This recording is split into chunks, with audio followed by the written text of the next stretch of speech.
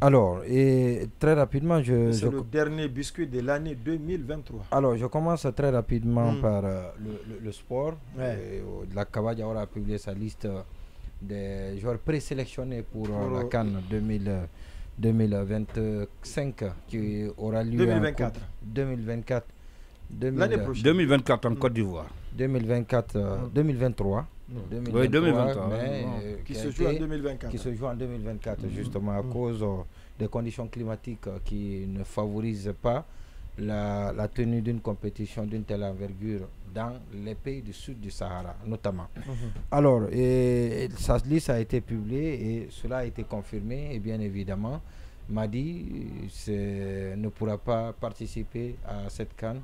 Du moins, Madi tant Camara, que, oui, Madi Camara, tant que Kaba Diawara. Si Kaba Diawara reste entraîneur, et ça a tout l'air qu'il soit entraîneur de l'équipe nationale jusqu'à cette compétition. Et donc, Kaba a publié sa liste et on va voir tout ce qu'on peut, c'est de souhaiter lui souhaiter bonne chance. Lui souhaiter bonne chance pour la suite de la compétition, et parce qu'on a l'impression que c'est Kaba qui va diriger l'équipe nationale. Et la chronique d'un désastre n'est pas assez loin. Et on ne le souhaite pas, mais malheureusement... Et ne sera pas surprenant, c'est ça? Justement, ça ne sera pas surprenant. Et puis, dans le même sillage, il faut aussi noter que notre compatriote Amadou Diaby a été investi comme président de Vita Club, l'un des plus grands clubs africains, l'un des plus grands, le plus grand club en termes d'histoire et de palmarès au Congo. Le Vita Club, c'est le club le plus populaire qui a un répertoire important de supporters actifs. Ils sont plus de 5 millions. Donc c'est le plus grand nombre de supporters actifs qu'a un club sur le continent, et je crois que c'est important. Et quand cet honneur-là est porté par un compatriote, et cela mérite, au-delà de tout antagonisme, au-delà de toute divergence. Donc c'est plus que le club je lis ça dans les yeux de... le candidat à la présidentielle, c'est Moïse Katumbi. Non, Moïse, c'est le tout-puissant. Le TP Mazembe. Le plus souvent, quand on parle des clubs congolais, c'est toujours le TP Mazembe. Oui, c'est un club contemporain. Le Vita Club a fait les beaux temps jusque dans les années 90. C'est à l'image un peu du Afia. C'est à l'image du Afia, justement. C'est à l'image du Afia, c'est les plus grands clubs, les plus grands joueurs du continent. C'est comme Saint-Étienne en France. Voilà, justement. Voilà, jusqu'à présent, c'est tout récemment que Saint-Étienne, ou encore Monaco, en termes de palmarès, a été déboulonné par le Paris Saint-Germain. Mais sinon, il est resté jusqu'à tout récemment le club le plus titré en France. Et donc, c'est la même chose avec le Vita Club, qui à son sein avait les plus grands joueurs africains de l'époque. Voilà, l'équipe nationale du Congo d'ailleurs, l'essentiel de l'équipe nationale du Congo jouait au Vita Club, comme c'était le cas bien évidemment avec le Afia Football Club de Conakry et le Sili National. Donc il y a les Lobilo et autres, voilà. Alors maintenant, l'autre chose, et félicitations. Oui, vous pensez que Lucien Guelaou a joué à Vita Club? Non, il n'a pas joué à Vita Club. D'accord. Il n'a pas joué à Vita Club. Puisqu'il aime suivre cette émission, peut-être que s'il a joué, il peut nous envoyer un message d'information ou de confirmation. Oui, en plus. Alors la dernière chose, c'est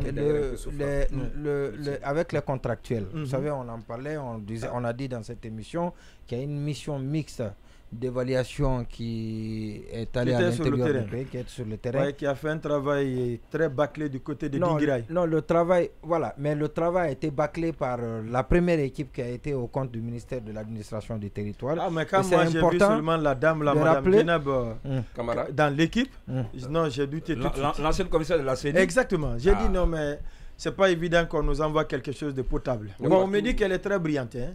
Ça, on me le dit. C'est la monument. Non, c'est la routine. C'est pas évident avec elle. Brillante, ça. C'est pas évident avec elle. C'est la routine. Vous savez, ça fait. Elle est brillante dans certainement l'art de survivre. Oui, bien entendu.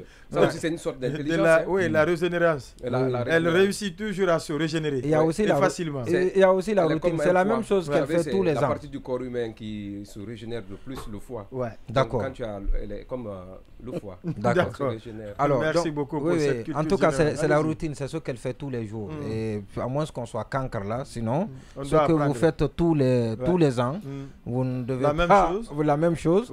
Et ça, il n'y a pas de mérite. Maintenant, par rapport à ça, vous savez, je l'ai dit tout à l'heure que tout le problème est venu de la première équipe qui n'a pas fait le... Parce qu'il n'y a pas de technicien en la matière. Le technicien, je veux parler des professionnels de l'éducation. Ouais. Et donc, il y a des gens qui ont été rejetés. À cause de la vague de retraite?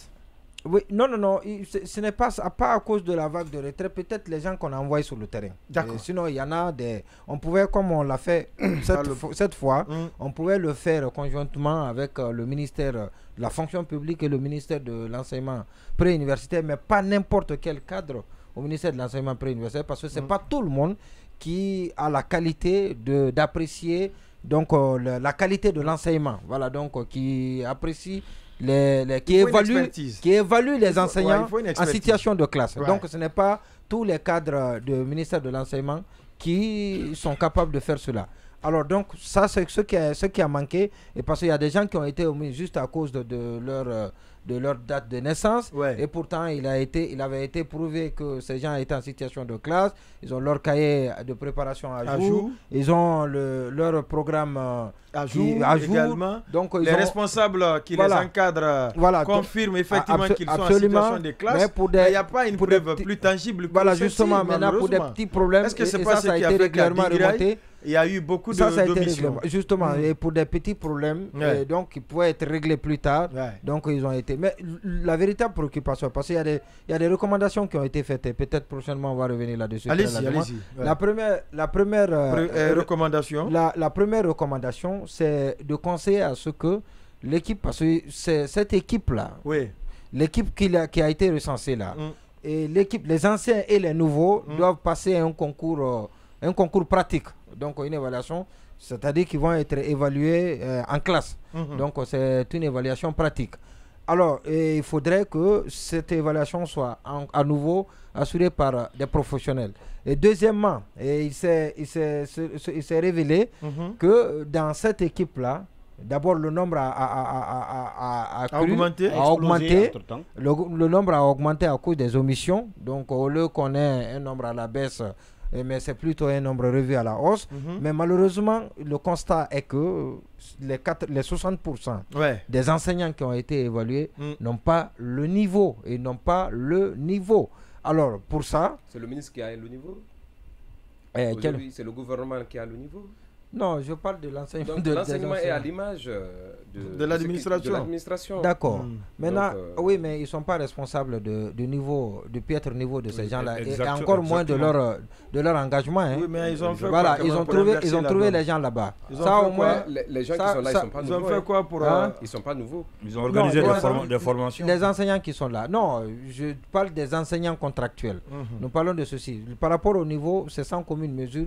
C'est des gens qui sont d'un niveau désagréable. D'accord. Voilà, ça, ce n'est pas...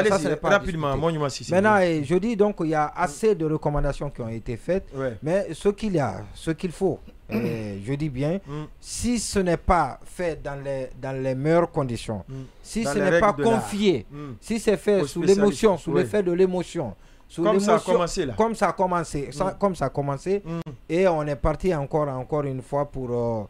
un enseignement. Oui, mais avec tout ce que vous décrivez, quelle va être la substance de la fonction publique locale? Non, la fonction publique locale n'existe que dans les papiers, sur les documents. Ah bon? Non, c'est une chimère vendue.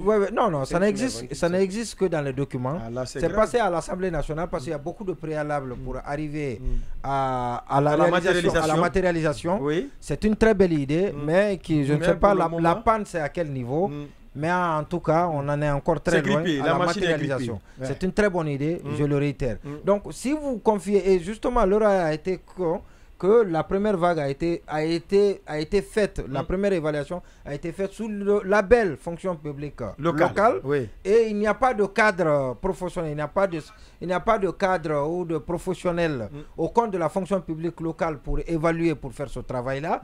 Et ce qui a fait que malheureusement le travail n'a pas été ce qui était attendu. D'accord. Donc il faut... On reviendra sur cette question puisque c'était le véritable contenu de la fonction publique locale. Si déjà on me dit que ce travail a été bâclé, n'a pas été bien fait, ça sous-entend que la mise en place... les évaluateurs qui ont été sur le terrain. La mise en place de la fonction publique locale a du plomb.